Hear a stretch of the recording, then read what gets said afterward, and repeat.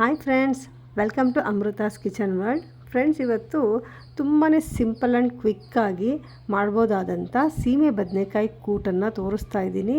ಚಪಾತಿ, ರೊಟ್ಟಿ ಅಥವಾ ಪೂರಿ ಜೊತೆಗೆ ತುಂಬಾ ಚೆನ್ನಾಗಿರುತ್ತೆ. ಯಾವುದೇ ಮಸಾಲೆ ರುಬ್ಬೋ ಅವಶ್ಯಕತೆ ಕೂಡ ಇಲ್ಲ. ತುಂಬಾ ಬೇಗ ಮಾಡ್ಕೊಂಡು ಬಿಡ್ಬೋದು. ವಿಡಿಯೋನ ಕೊನೆವರೆಗೂ ಸ್ಕಿಪ್ ಮಾಡಿದೆ ನೋಡಿ. ಬನ್ನಿ ಮಾಡೋ ವಿಧಾನ ಹೇಗೆ ಅಂತ ನೋಡ್ಕೊಂಡು ಬರೋಣ. ಈಗ ಕೂಟು ಮಾಡೋದಕ್ಕೆ ನಾನು 2 ಚಿಕ್ಕ ಗಾತ್ರದ ಸೀಮೆ ಬದನೆಕಾಯನ್ನು ಸಿಪ್ಪೆ ತೆಗೆದುಬಿಟ್ಟು ಸಣ್ಣದಾಗಿ ಕಟ್ ಮಾಡಿ ಇಟ್ಕೊಂಡಿದ್ದೀನಿ. ಹಾಗೆ 1/4 ಕಪ್ಪಷ್ಟು ಹೆಸರುಬೇಳೆಯನ್ನು ತೊಗೊಂಡಿದ್ದೀನಿ. ಇವಾಗ ಹೆಸರುಬೇಳೆಯನ್ನು 1ರಿಂದ 2 ಸಲ ಚೆನ್ನಾಗಿ ತೊಳ್ಕೊಬೇಕು. ತೊಳ್ಕೊಂಡಿದ್ದ ನಂತರ ಇವಾಗ ಕುಕ್ಕರ್ಗೆ ಹಾಕ್ಕೊಳ್ತಾ ಇದ್ದೀನಿ. ನಂತರ ಸಣ್ಣದಾಗಿ ಕಟ್ ಮಾಡಿ ಇಟ್ಕೊಂಡಿರೋ ಸೀಮೆ ಬದನೆಕಾಯನ್ನು ಇದಕ್ಕೆ ಸೇರಿಸ್ಕೊಳ್ತಾ ಇದ್ದೀನಿ.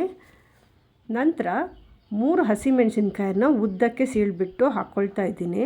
ಹಾಗೆ 1/4 ಟೀ ಸ್ಪೂನಷ್ಟು ಅರಿಶಿನ, ಅರ್ಧ ಸ್ಪೂನಷ್ಟು ಎಣ್ಣೆಯನ್ನು ಹಾಕ್ಕೊಳ್ತಾ ಇದ್ದೀನಿ. ಇವಾಗ ಇದಕ್ಕೆ ಸುಮಾರು 2 ಕಪ್ಪಷ್ಟು ನೀರನ್ನು ಸೇರಿಸ್ಕೊಳ್ತಾ ಇದ್ದೀನಿ. ನೀರನ್ನು ಸೇರಿಸಿದ ನಂತರ ಲಿಡ್ ಕ್ಲೋಸ್ ಮಾಡಿ 2 ವಿಷಲ್ ಕೂಗಿಸ್ಕೋಬೇಕು. ಈಗ ಕುಕ್ಕರ್ 2 ವಿಷಲ್ ಕೂಗಿಸ್ಕೊಂಡು ಆಗಿದೆ. ಕುಕ್ಕರ್ ಪ್ರೆಷರೆಲ್ಲ ಹೋಗೋದಕ್ಕೆ ಬಿಟ್ಬಿಡೋಣ.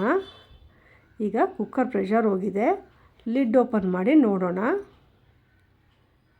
ನೋಡಿ, ಹೆಸರುಬೇಳೆ ಮತ್ತು ಸೀಮೆ ಬದನೆಕಾಯಿ 2 ಕೂಡ ಚೆನ್ನಾಗಿ ಬೆಂದಿದೆ. ಈಗ ರುಚಿಗೆ ತಕ್ಕಷ್ಟು ಉಪ್ಪನ್ನು ಸೇರಿಸಿ ಒಂದು 2ರಿಂದ 3 ನಿಮಿಷ ಕುದಿಸ್ಕೊಂಡ್ರೆ ಸಾಕಾಗುತ್ತೆ. ಇವಾಗ ಇದನ್ನು ಒಂದು 2ರಿಂದ 3 ನಿಮಿಷ ಕುದಿಯೋಕ್ಕೆ ಬಿಟ್ಬಿಡೋಣ.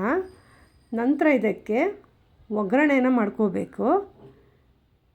ಈಗ ಒಗ್ಗರಣೆ ಮಾಡೋದಕ್ಕೆ ಒಂದು ಪ್ಯಾನ್ಗೆ 1 ಟೇಬಲ್ ಸ್ಪೂನಷ್ಟು ಎಣ್ಣೆನ ಹಾಕ್ಕೊಳ್ತಾ ಇದ್ದೀನಿ. ಕಾದ ನಂತರ 1 ಚಿಕ್ಕ ಸ್ಪೂನಷ್ಟು ಜೀರಿಗೆ, ಹಾಗೆ 1 ಬ್ಯಾಡಗಿ ಮೆಣಸಿನ್ಕಾಯಿ, ಸ್ವಲ್ಪ ಕರಿಬೇವನ್ನು ಹಾಕ್ಕೊಳ್ತಾ ಇದ್ದೀನಿ. ನಂತರ 1/4 ಸ್ಪೂನಷ್ಟು ಶುಂಠಿಯನ್ನು ಸಣ್ಣದಾಗಿ ಕಟ್ ಮಾಡಿಬಿಟ್ಟು ಹಾಕ್ಕೊಳ್ತಾ ಇದ್ದೀನಿ. ಹಾಗೆ 1 ಚಿಟಿಕೆಯಷ್ಟು ಹಿಂಗನ್ನು ಕೂಡ ಸೇರಿಸ್ಕೊಳ್ತಾ ಇದ್ದೀನಿ. ಈಗ ಒಗ್ಗರಣೆ ರೆಡಿ ಆಯಿತು. ನಾವು ಮಾಡ್ಕೊಂಡಂಥ ಒಗ್ಗರಣೆನ ಇವಾಗ ಕೂಟಿಗೆ ಸೇರಿಸ್ಕೊಳ್ಳೋಣ. ಇವಾಗ ಸೇರಿಸಿದ ನಂತರ ಒಂದು ಸಲ ಚೆನ್ನಾಗಿ ಮಿಕ್ಸ್ ಮಾಡಿಬಿಟ್ಟು ಫ್ಲೇಮ್ನ ಆಫ್ ಮಾಡ್ಕೊಂಡು ಬಿಡೋಣ.